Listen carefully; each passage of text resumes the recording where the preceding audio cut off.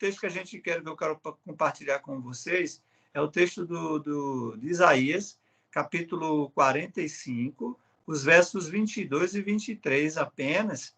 Eu vou fazer menção ao contexto desse livro de Isaías, mas só ler esses 2 versículos, né? E dizer, só falar um pouquinho do livro de Isaías, que é o livro conhecido, né, da gente, muito admirado pelos cristãos, muito usado pelos pregadores, aquelas pessoas estudiosas, teólogos, gostam muito do livro de Isaías, é até comparado a uma mini Bíblia dentro da Bíblia, né? Porque tem algumas particularidades, algumas similaridades com a Bíblia, né? Como a Bíblia tem 66 livros, ele tem 66 capítulos, e assim vai.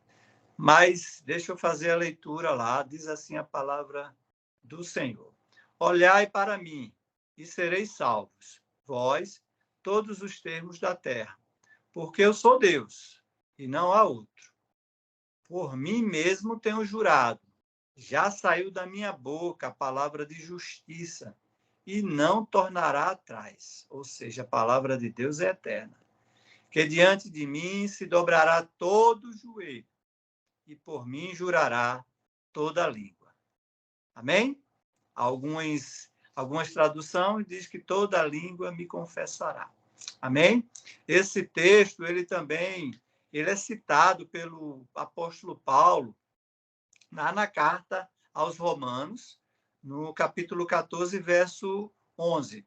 Paulo exorta a igreja de Roma para não julgar, né, o próximo, nem escandalizar os irmãos, principalmente aqueles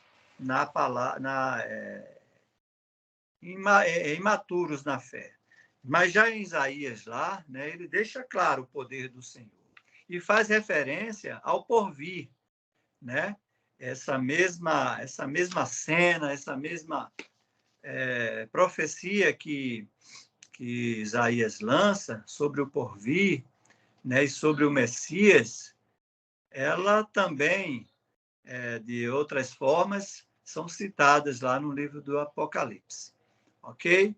Então, eu toda vez que leio, né, ou o livro de Romanos, que cita esse versículo, ou o próprio livro de Isaías, ou até mesmo quando a gente está fazendo algum estudo lá escatológico, lá no livro de Apocalipse, eu sempre fico imaginando, né?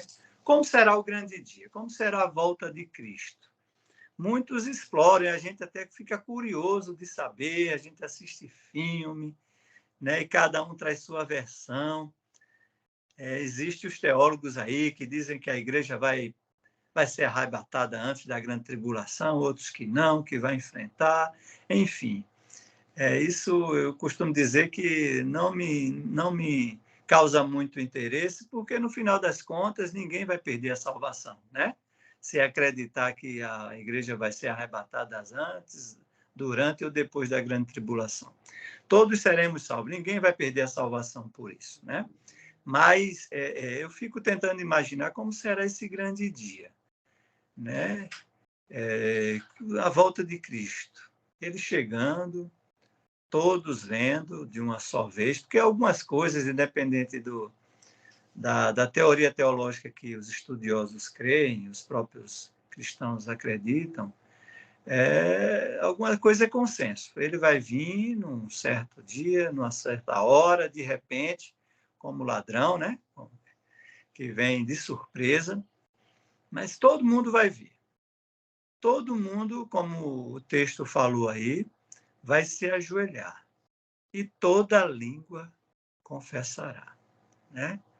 Eu fico imaginando como serão aqueles que não serão arrebatados, que ficarão no mundo, que profanaram a palavra de Deus, que gozaram no sentido de tirar sarro dos cristãos, né? Porque somos até hoje chamados de louco. Éramos mais antigamente, mas continuam chamando-nos de loucos, né? Ah, como é que crê numa coisa dessa, um livro desse?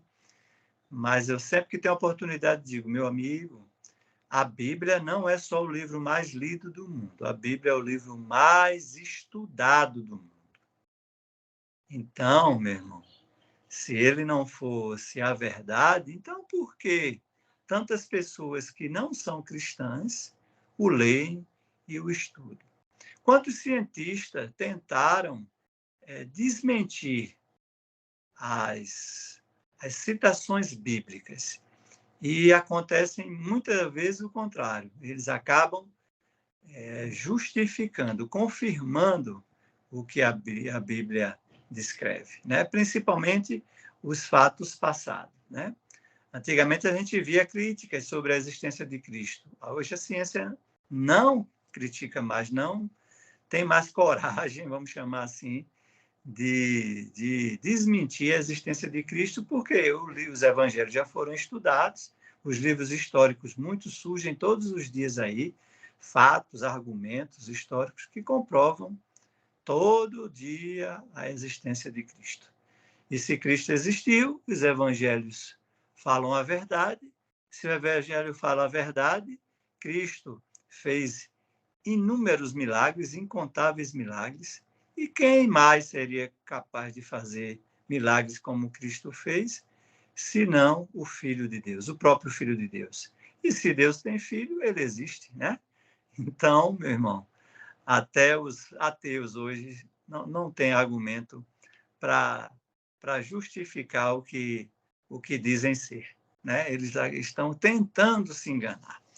Mas vamos lá, o que é que eu quero, a mensagem que eu quero trazer para a igreja, né? É uma palavra para crente mesmo, né? Se alguns amigos do Evangelho estiverem nos ouvindo, não convertidos, amém. Né? Existe também, a palavra de Deus não volta vazia para ninguém. Mas, como eu falei, a Igreja de Cristo hoje está sendo perseguida de uma forma que, no Brasil, de uma forma que nunca foi perseguida antes, né? Ela está sendo afrontada, né? Está sendo ameaçada, né? E está sendo punida. Se a gente não tomar uma posição hoje, se a gente não tiver disposto a pagar o preço, que é encarar e até mesmo sofrer essas ameaças que estamos sofrendo pelo sistema corrompido, né? Pelo poder legislativo, executivo, judiciário, talvez os nossos netos não poderão mais sentar em praça pública e ler a Bíblia, falar de Jesus em algum lugar, principalmente nas escolas, que hoje já está proibido, né? Praticamente proibido. E aí, o que é que vai acontecer conosco, né? Então, eu prefiro pagar um preço que eu não considero tão grande hoje, como ser processado, se for necessário, né? Se eu puder evitar, melhor, porque eu me preocupo muito com a minha família e com a instituição igreja. Sempre falo isso para o meu pastor, né? Procuro ter um bom testemunho, um bom comportamento, não só porque me cobram, minha família me cobram, ou porque eu quero ser taxado de bonzinho, não. Primeiro é porque eu preciso, porque senão eu caio. E segundo é porque eu faço parte de uma instituição que eu entrei, né, que eu escolhi e eu preciso respeitar, né, e honrar. Se eu não quiser fazer isso, eu devo sair, né? Isso não serve só para mim, serve para todo e qualquer membro de toda e qualquer instituição religiosa. Certo, irmão? Então a gente precisa se preparar. E como se preparar, né? Deixa eu ler aqui uma introduçãozinha que eu fiz para vocês, para a gente seguir uma sequência lógica, um raciocínio lógico, e no final a gente extrair a lição que eu quero transmitir verdadeiramente para todos vocês. Ó, a igreja, como eu falei, sempre foi perseguida e nunca vai deixar de ser, né? Nos tempos de hoje, no porvir também será. A gente historicamente conhece que cristãos foram crucificados, queimados vivos, jogados aos leões, esquartejados, afogados, né? Enforcados e torturados até a morte. Mas nem por isso deixou-se de pregar o evangelho, né? Lá no Afeganistão, recentemente os Estados Unidos saiu lá, tinha uma ocupação, né, governamental lá, para se manter a ordem e a segurança no país. Trocou-se o presidente lá, ele tirou toda a tropa americana e aí se instalou novamente o Talibã. Hoje lá, a gente sabe, é noticiário aberto, né? Até na mídia, a mídia corrompida, mídia marrom, que quem, por exemplo, tem a Bíblia no celular e os membros do Talibã descobrirem, são sumariamente executados. No mínimo é preso e torturado, né? Então, sempre aconteceu, vai acontecer, mas no Brasil é onde a gente vive, felizmente, e a gente precisa se preocupar e agir aqui, né? Não dá para eu ir lá para o Afeganistão para tentar ajudar os irmãos lá que sofrem essa perseguição. Então, eu tenho que me preocupar com o meu povo, com a minha família, com meus netos futuros, com os meus irmãos em Cristo, com meus colegas de trabalho, minha parentela. Então, eu preciso agir aqui. A própria palavra oração, né, diz orar, mas agir, né? Ora, ação. Então, meu irmão, a igreja precisa agir. Mas para agir, a gente precisa se preparar, né? O povo hebreu, o povo que na época do Velho Testamento lutava, ele treinava, ele estudava o adversário, estudava a região onde ia ser a batalha, né? Para ele chegar preparado. Então, essa batalha está iniciando aqui, era de forma disfarçada, despretensiosa, mas hoje é escrachada. E a gente precisa se preparar. E o que a gente percebe dentro da igreja de Cristo hoje, não estou falando só da nossa, estou falando de toda e qualquer igreja, é o despreparo de alguns irmãos, tá? É a ignorância política, é o despreparo teológico, né? A ignorância, né, de algumas pessoas. E essa ignorância traz consequência não só para ele, mas para toda a igreja, para toda a população. A palavra de Deus diz que o povo se alegra quando um justo governa, né? Alegrar o sentido aí é de gozar bem-estar, segurança, educação, transporte, né? Mas quando um justo não governa, quando é um corrupto, quando é uma pessoa que não é do bem, que não tem o temor de Deus, aí o povo sofre. Certo? Não estou fazendo a referência geral. Mas então, meu irmão, o que é que a igreja deve fazer, né? No Brasil, historicamente, falando historicamente, essa perseguição também aconteceu, como eu falei, mas de forma despercebida, mas agora escrachada, né? Eles não escondem, o sistema não esconde que vão perseguir os cristãos, que cada vez mais vai afunilar, né, para que o procedimento do cristão seja mais inibido, né, mais contido. Né? Fala-se em tributação da igreja, dos recursos destinados a ela, por exemplo, para vocês terem uma ideia, mas não é reconhecido pelo poder público, por exemplo, o papel social desempenhado pela igreja.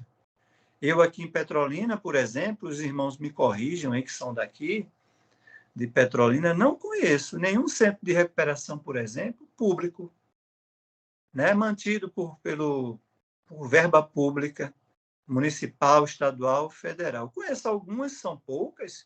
Os irmãos também devem conhecer o CRELPS, o Ágape, tem outros aí, né, que trabalham com crianças, mas todos são, né, a maioria são criação da igreja.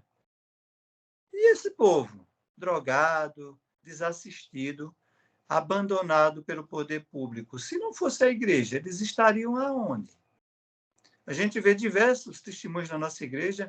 Eu era drogado, eu era alcoólatra, eu era viciado, me tratei no centro de recuperação, hoje eu estou livre, liberto, tenho família.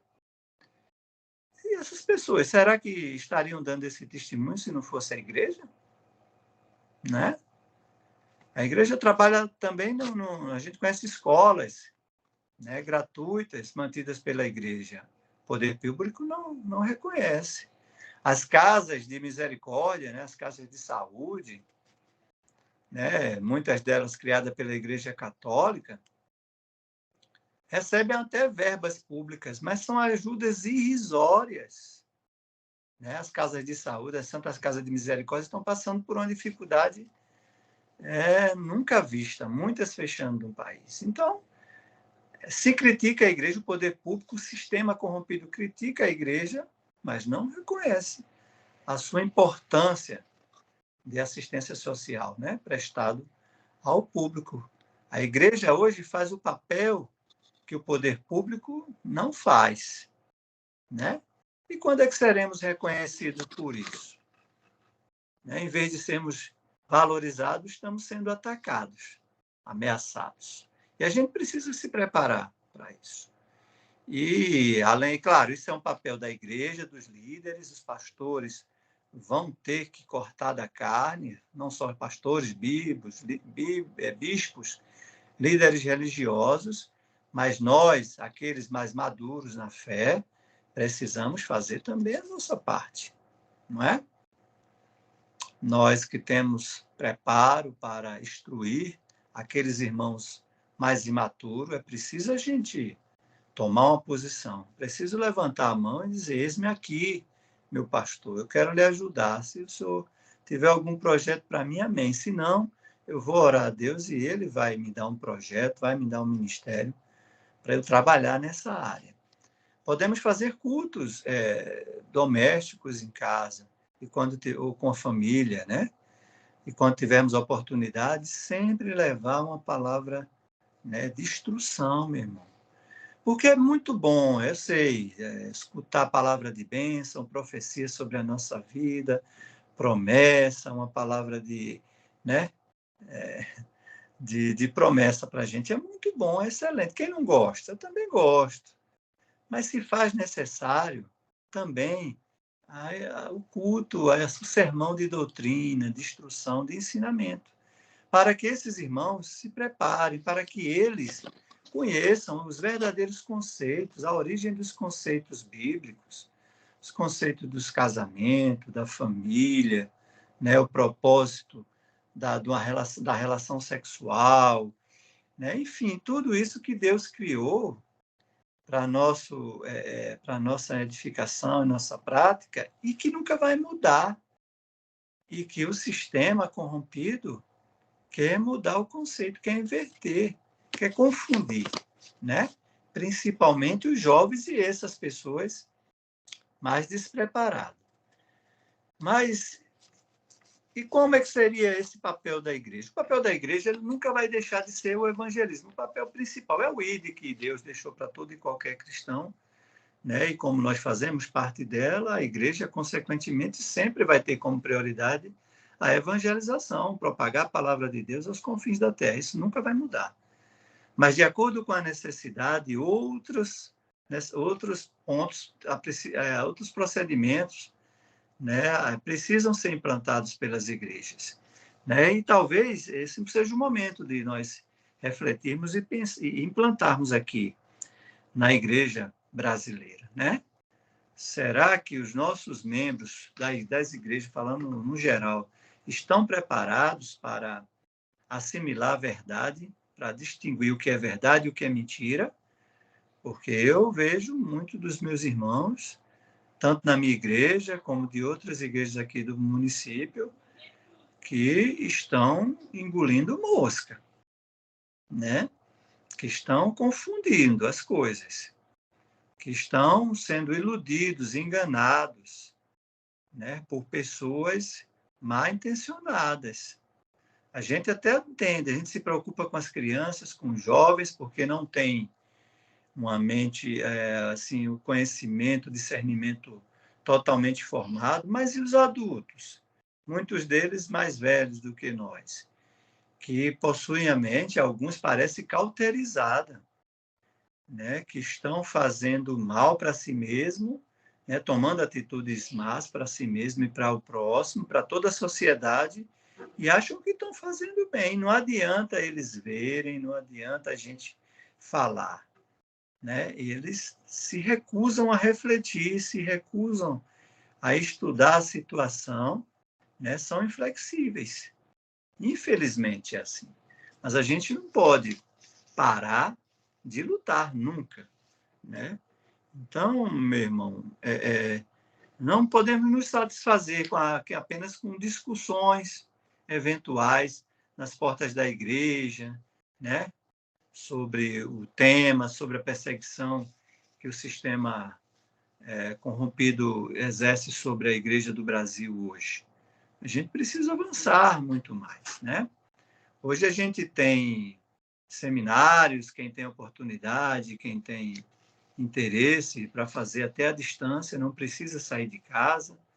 A nossa própria igreja também disponibiliza, daqui a pouco vai abrir uma nova turma aí, presencial, né?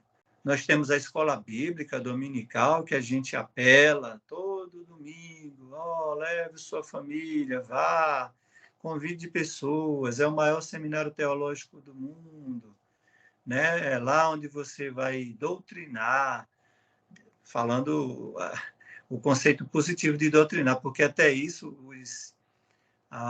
os corrompidos, o sistema corrupto, eles querem inverter, acham que doutrinar é uma coisa ruim, né? Eu mesmo fui doutrinado pelo meu pai e minha mãe a me comportar, a me sentar de uma forma educada, a comer de uma forma educada e tudo mais, né? Se eu não assimilei, me perdoe, meu pai e minha mãe, né? Tudo que eles me passaram, mas eu fui doutrinado. A igreja tem papel de doutrinar, sim, e é coisa boa, não é coisa ruim, porque eles chamam muitos dos cristãos de doutrinados, né?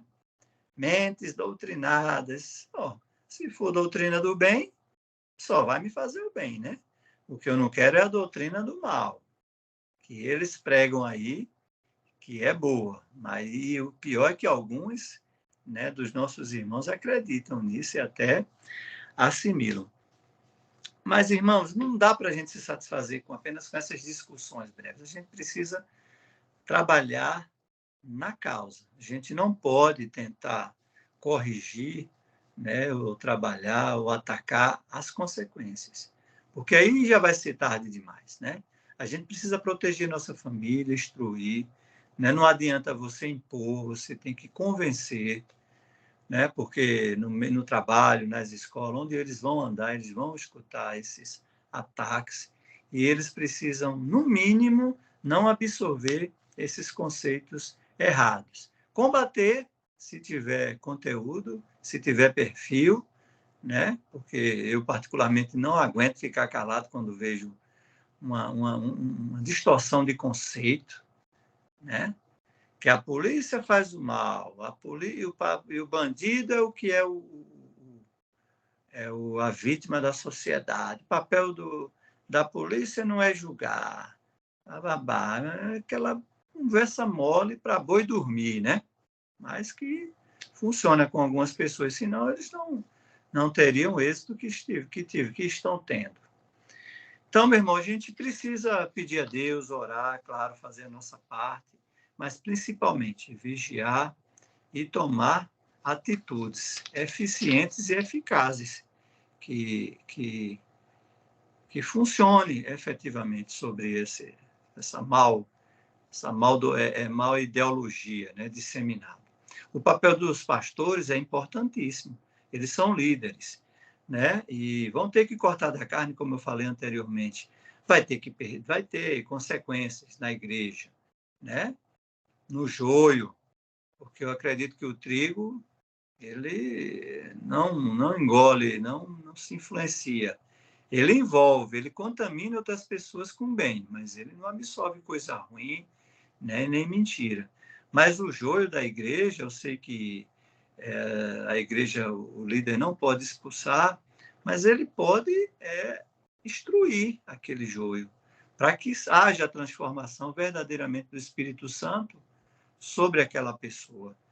A gente tem que entender que todos nós somos convencidos e convertidos, mas ainda em fase de transformação, de santificação.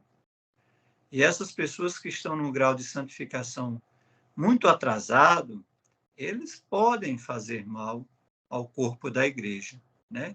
Por ignorância, como eu falei, ou por ingenuidade.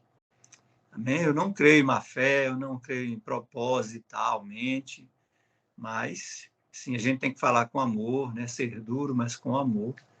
Mas, infelizmente, essas pessoas estão trazendo consequências, estão influenciando outras pessoas mais ingênuas a assimilarem esse tipo de conceito errado, meu irmão. Então, se já são 11 horas da noite, eu quero concluir dizendo o seguinte, meu irmão. Vou fazer a leitura aqui de um parágrafo que eu escrevi para a conclusão dessa mensagem. De tanto e de tudo que foi exposto, eu trago uma convocação ao povo de Deus. Comece instruindo sua família, depois sua parentela, depois seus amigos, colegas de trabalho e também os seus irmãos em Cristo, que ainda não enxergaram as propostas enganosas do sistema que oferecem a esse povo ignorante. Satanás, meu irmão, ele é o pai da mentira, ele é enganador, ele é acusador. Então, esse tipo de coisa sempre vai estar, ele sempre vai estar ao nosso derredor, como diz a palavra de Deus, querendo nos dragar. Ainda bem que tem os anjos ao redor, né? Tem uma barreira aí entre a gente e eles. Mas, se nós nos afastarmos de Deus, da palavra, da oração, do jejum, da santificação, aí abre a porta, abre brecha para o demônio, né, agir sobre as nossas vidas. E lembramos também, devemos lembrar, que se isso acontecer, Deus o livre, que não vai acontecer, a porta do inferno nunca prevalecerá sobre a igreja, né? No geral, sempre vai ser assim, escrito e é prego batido, ponta virada, mas essas pontualidades, essas pessoas que são atingidas, são corrompidas pelo demônio, é porque deram brecha, né? É porque se afastaram de Deus, se afastaram de Deus. Não estou julgando aqui, né? Porque eu também estou, de certa forma, exposto a acontecer comigo com algum membro da minha família. Mas a gente tomar uma atitude e deixar de brincar de ser crente. Amém, meu irmão? Eu quero encerrar aqui, já são 23 horas, dizer que agradecer a Deus mais uma vez por essa palavra que Ele colocou no nosso coração, né? E desejar que essa palavra fique guardada no seu coração, que você assimile, que você se contamine com o amor de Cristo e que você transmita para outras pessoas. Amém? Deus abençoe a todos, meu irmão.